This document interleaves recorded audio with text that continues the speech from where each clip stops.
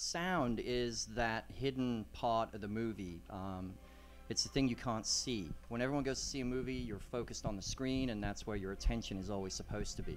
But the role of sound is to really give you that emotion. It's that sinew, that connective tissue that allows you as an audience member to have that experience. The ability to engage the emotion, to make you feel like the events that you're seeing on the screen are happening in and around the theater space is really uncanny. And for me, it was the first time I've ever heard a major step forward in the sound side of film. And I heard the demonstration of Atmos out in Las Vegas at CinemaCon.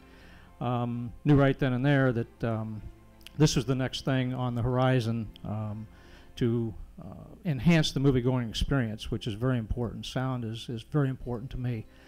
So I got back to home base after Las Vegas and got a hold of Tim Schafbo out at Dolby and said, hey, we'd like to be considered for one of these beta test sites. I think it's really easy to just assume that this would be used primarily for big movies, you know, where stuff's flying around all over the place. But I think that a lot of times, like we've all talked about so far, sound is most effective when it's used as a tool to engage the audience emotionally. With digital cinema, we have this great technology, which is an amazing time to be a filmmaker in this industry. Predominantly, the industry has been led by film, which has been, for anyone on the outside, has been an incredibly cost-prohibitive medium. With digital cinema now, you know, we're rapidly approaching nearly 70% penetration in the world of converting and no longer having film, that it really allows access for young filmmakers or existing filmmakers and new filmmakers to come into the industry. It uses the sound in the room in a way that supports the concepts that they're trying to convey, which you're going deeper into the character's head.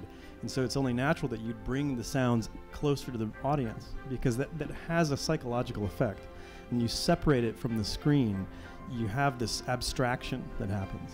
I've always been a big fan of 3D photography, immersing the audience visually, and this was the first time that I felt that aurally you have a component that you can bring as a filmmaker, a tool that you can use that does the same thing. It was a labor of love, basically, but we got it done in like 5 nights, and we're up and running now and very successful. I'll be looking forward to doing an independent film in Atmos as well, because there's certainly you're not limited to just doing the big blockbusters. The difference is that instead of having a sound effect that you know is vaguely coming from one side of the room, possibly from the back, the imaging of that sound was precise any place in the theater.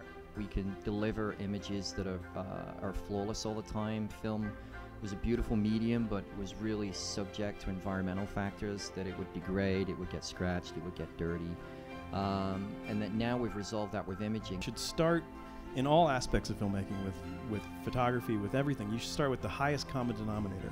You should shoot it in the highest resolution. You should record it in the highest bit depth. You should mix it with the highest number of channels, because you're going to add detail there that you wouldn't necessarily add with a lower system.